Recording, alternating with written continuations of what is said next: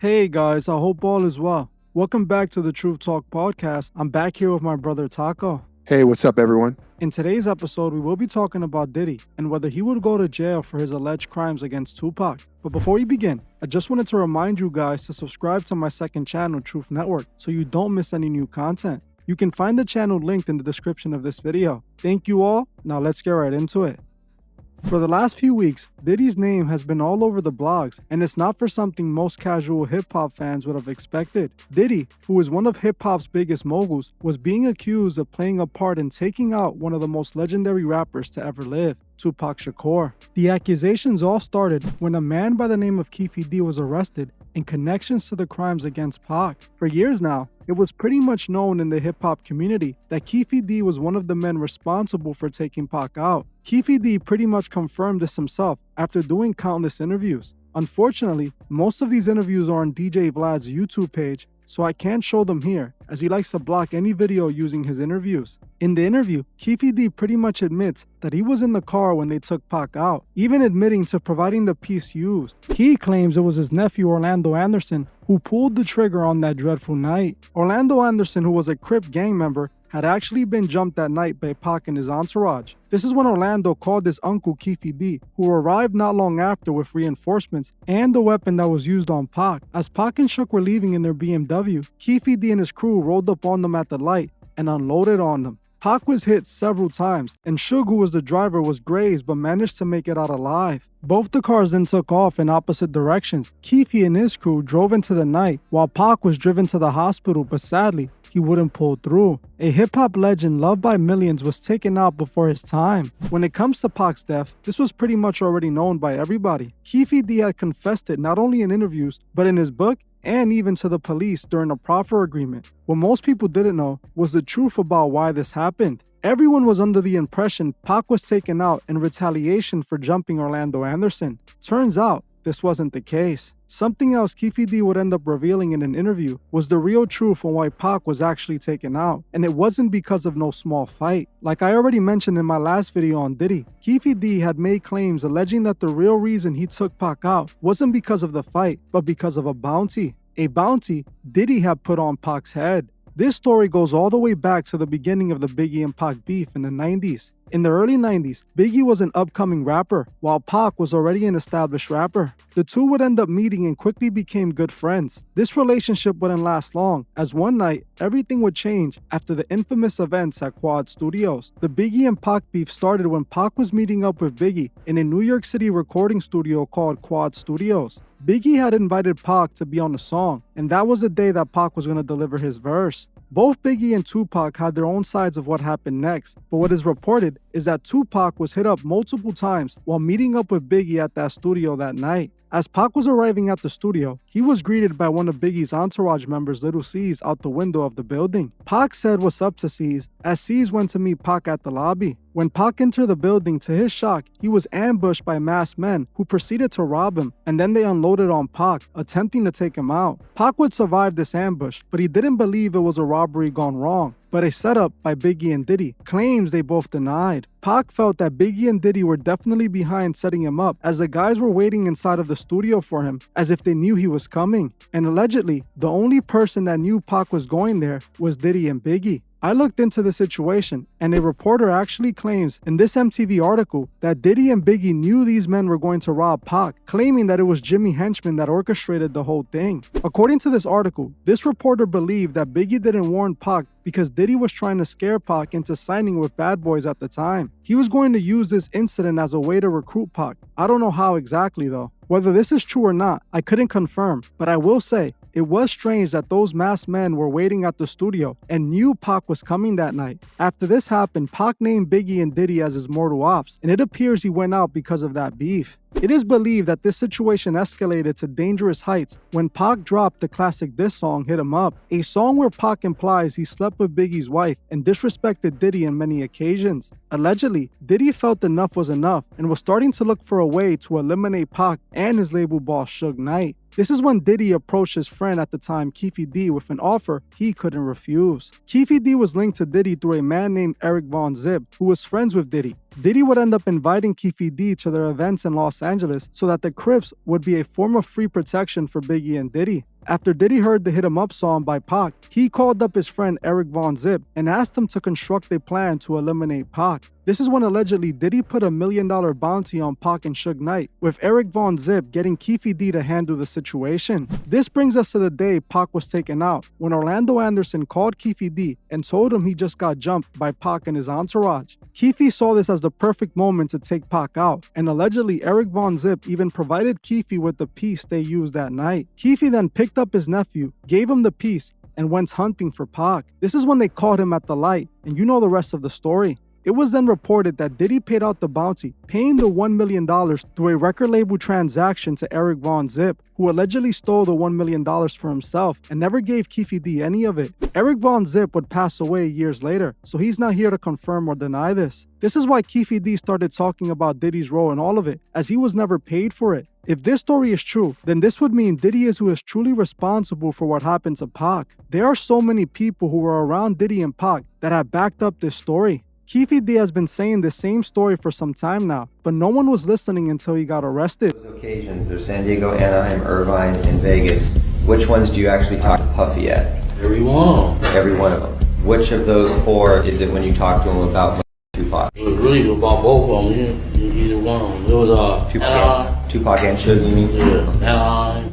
After a concert in Anaheim, Keefe D claims that he attended a party with Puffy in a hotel suite. Terrell, you, Puffy Zip, and a bunch of Southsiders. And what Puffy makes kind of an announcement? Yeah, that was stupid as hell, you know. What did you actually hear? What was the words? The best you can remember what he says. He said he'd give us anything for them dudes there. He said he'd give us anything for them dudes there. You know? Yeah. He'll give you anything for these guys' head? Yeah. Yeah, he said it for all the people. I couldn't believe it. You know what I'm saying? In Anaheim? Yeah.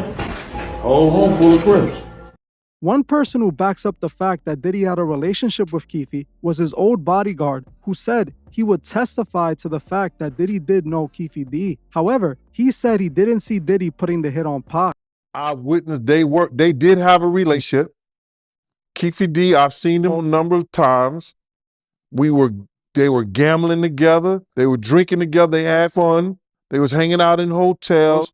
Yes, they did have a relationship. That's no ifs, and a buts about it. That was before me, that was before Zip. Them two had a relationship, Keefe D and Puff. That's known. I could say, yo, they asked me, did I see Keefe D? Yes, I did. Was he around? Yes, he was. In what capacity was he around? Gambling, having fun, drinking, and talking.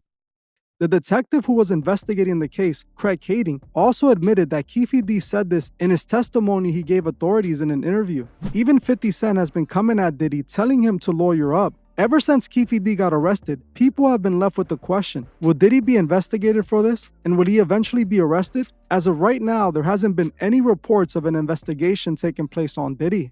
Diddy has been questioned about this many times in interviews, denying his involvement each and every time. Now, it was this documentary that claimed, it wasn't true. Yeah, check. We don't talk about things that are nonsense. We don't even entertain nonsense, my brother. So we're not even going to go there with all due respect, but I appreciate you as a journalist asking. Thank you. Because listen, 7 years ago, I'd have been like, yo, you hire somebody to fuck. But no, you do it like a journalist. Yeah, no, I mean, we wouldn't even get into nonsense like that. You know what I'm saying? It's nonsense. Which we never believed, by the way. Yeah, thank you. The thing is, why would Keefe D lie about this situation? Why would he have the need to make this up and just use Diddy's name for no reason? It's obvious to me Diddy played some part in all of this. He was reportedly terrified of Suge Knight and wanted him and Pac out of the way. So he uses LA street connections to try and get rid of them, which if you take a look around, he accomplished it. Pac is gone, and Suge is locked up for the rest of his life. He eliminated his problems by force, like he is known to do. As of now, Diddy has not been arrested, and there's no reports of him being investigated, even though there's plenty of people pointing their fingers at Diddy. The reason for this is because of what Diddy is a part of. He is one of the elite gatekeepers in hip-hop. With the money and power Diddy got, you can make the law work for you. Do I think Diddy did it? Well, yes, of course, it's obvious. He was okay with letting Pac get drumped to try to use that to get him to join Bad Boys. But will Diddy go down for this? Most likely not. Even Craig Caden claims he doesn't think Diddy will go down for it. To me, it's obvious that he did it. But this is the perks of being a part of the industry and being a gatekeeper. Those who run the judicial system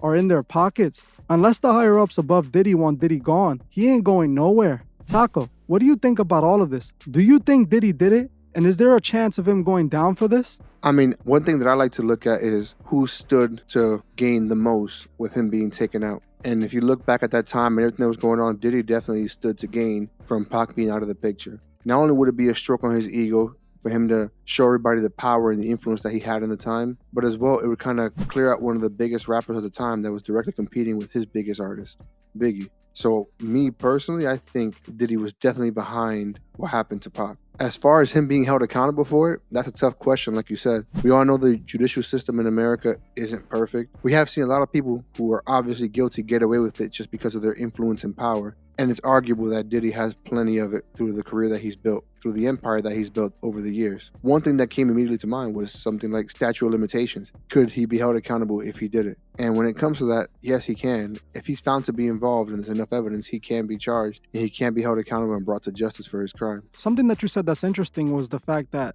Diddy had the most to gain when it happened. And if you look back at those times, you're right. During those times, Biggie was a big artist, but Tupac was seen as the opposition to Biggie. He was seen as a threat to Biggie's career, and he was much bigger than Biggie at the time. So getting rid of him would have definitely put a bigger spotlight on Biggie, especially at that time when they were beefing, and everybody was going to point at Biggie and Diddy regardlessly because they were the ones that were going at each other at the time. I'm pretty sure many of you remember the song Hit 'Em Up and how it still to this day is considered one of the most disrespectful diss songs ever created. The fact that he dissed his artists like this, there was no way for Diddy to really do anything himself to Pac and Suge Knight because of how connected they were. This was the only way that he could really shut them up. Tupac was already winning through the music. There wasn't another song that Biggie dropped that was as effective as Hit 'Em Up. This song that Pac released is a song that to this day people are still quoting, you know? So it was very disrespectful.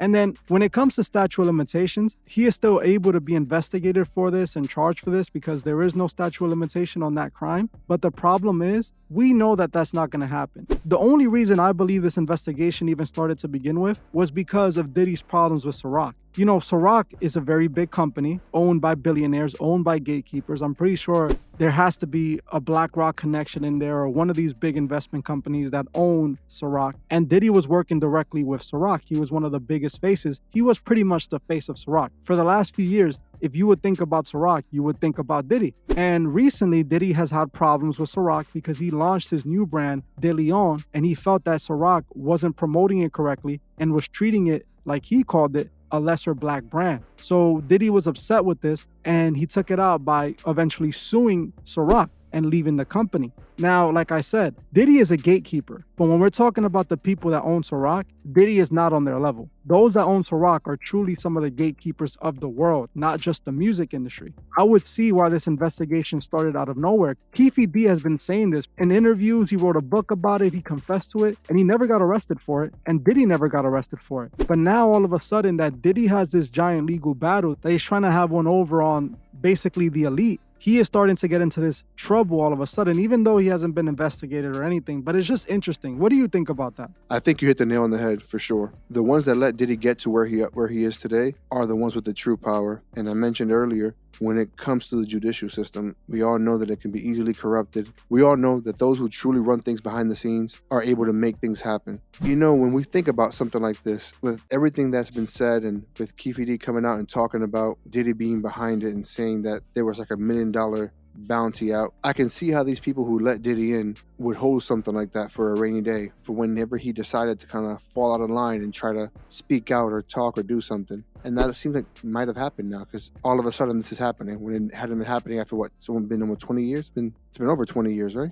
Yeah, it's been a long time. And good that you mentioned that, because not that long ago, if you remember, Kanye was in an interview saying that the elite can't do nothing to him. The elite can't take him out because he has no bodies. He hasn't taken anybody out. He said this out of his own mouth. And he then named people like Diddy, Jay-Z, and all these other big people, implying that they did have bodies, that they did take people out, and that the elite has something over them. So it's interesting that you say that, because you're right. If this were true, which I believe it is, Diddy is responsible for taking out Pac. So if this is the case, yeah, those who run the industry kept this from coming out and kept Diddy from getting in trouble for it. But like you said, they could have held this close to them for the moment that Diddy started acting up so they can use against him, which is what appears to be happening now. Because why is it now, all these years later, why now, over 20 years later, why is Keefe D now getting arrested? It just doesn't, it seems very strange to me. But I still don't think that Diddy's gonna go down for this. I think that Diddy is gonna see the warning, get the message, and he's gonna just fall back in line. They're gonna make this problem go away, because a person like Diddy, yeah, they can get rid of him, but it is gonna bring some inconvenience to them because Diddy plays an important role in this industry. Like I said, he is a chosen gatekeeper, and we've already seen how he is a gatekeeper and what he does with that power. So they definitely like to keep him in place, you know? I don't think he's gonna be arrested. And the fact that even the investigator that investigated this, that got a confession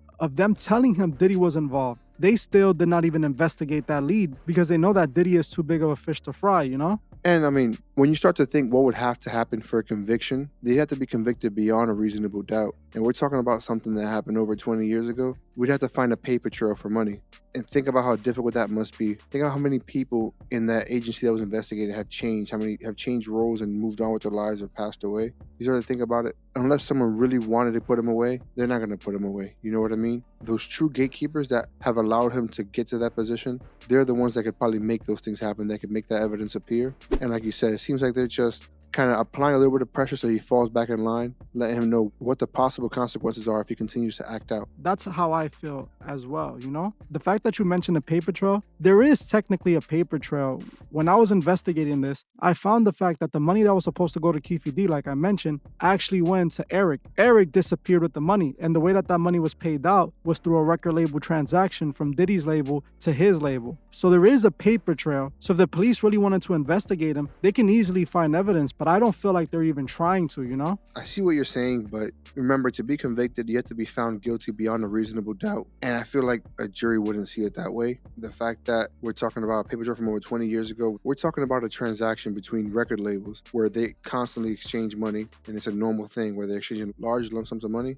And then the only person that could really corroborate the story that it was used for the Pac incident is no longer around to speak on it. It would make it really, really difficult to convince a jury that that money was for that. You know what I mean? What I'm saying is that even if it were possible that they can find this paper trail, they wouldn't even go after it because they could have done it all those years ago when Keffe D was first picked up. Because what happened was when Keffe D was first picked up was because he was being investigated for dealing substances. So the police were watching him for that and a bunch of other gang-related crimes. So they eventually picked him up and they offered him the ability of speaking on what happened to Pac to get rid of some of those charges and to get a lesser sentence, if I'm not mistaken. He then signed the proffer agreement to snitch and say everything that happened, giving him not immunity in the full case, but immunity from anything that he would have said that would have got him in trouble during that interview. So that's when Keefe D told them all the way back then that Diddy had paid for this hit to go down and he was the one that made it happen. He admitted it all the way back then, and the police didn't go out of their way to investigate Diddy. At least it doesn't look like it, because we never heard of any reports of the police investigating Diddy. People are now saying that they think that they want to take Diddy down, but they still haven't reported that Diddy is going to be investigated or Diddy anything like that. And it's interesting because not so long ago, Keefe D was in an interview talking about that if he goes down, Diddy got to go down with him. So to me, I believe Keefe D is in there telling them right now, Diddy did it over and over again. And I don't think they care about that. They're probably going to just pin it all on Keefe D and call it a day, you know? I mean, Keefe D has nothing to lose at this point. His days are numbered for the most part because of his condition. I think he's dealing with cancer. So for him to speak the truth, he's probably trying to lay it all out there, you know, leave it all out there so there's no room for discussion. He's kind of giving his confessions, you know, at this point. And on top of that, like what you mentioned about the proffer, when they were making a big deal with the LAPD and Biggie situation, they looked into every single angle, and they were, if I recall, there was a special task force that was brought together to investigate what happened to Biggie because they were making a big deal about it. There's a lot of money behind it. And that's how this whole thing with Keefe D was brought up. That's how he was able to get special protections, because that special task force wanted to find the connection between Pac and Diddy. They saw Keefe D as the connection between Pac and Diddy, and they needed his statement. And that's why they gave him that temporary immunity just for that one instance. But at the end of the day, his days are definitely numbered now. He has nothing to lose. I think to him it's the same whether he's taken out or he goes out naturally. You know what I mean? Exactly. But like that even further proves my point. The fact that they had this task force, they looked into these leads and they probably found credible evidence. I think that, like I said, they, instead of going and taking Diddy down, they let Diddy continue to grow and they just used this as a way to keep control of him. I mean, we'll see if this Ciroc situation gets handled and Diddy ends up still working with the brand, or, you know, they come to an agreement. I believe that's when we'll have our answers. And interesting you say that too, because I mean, the people with the true power, the ones that let him get to that position I mentioned, it would make sense for them to let him grow that way, because that's how you build the perfect puppet. One that you know you can disassemble whenever you're done with it. And these higher powers holding these skeletons, you could say, and knowing how to unbury them is the perfect way to make another gatekeeper that they can take out whenever they want. Just like Isaac Cappy said, I said this in one of my Patreon videos. It's the only place you can watch it is on Patreon. He revealed the same thing. He said that the industry blackmails people in the industry, the stars in the industry. They blackmail them to be able to control them. And you're right, that's how you make a perfect puppet. But I already have my mind made up. I don't think Diddy's gonna go down for this. You guys can mark my word. This is probably gonna be swept under the rug. Everything's gonna go back to normal. And Diddy's gonna continue to be looked at as one of hip hop's moguls, you know? But that's it for this episode. I appreciate each and every one of you guys for coming by. I want to thank you guys for watching, and I'll see you guys in the next one. Take care, everyone.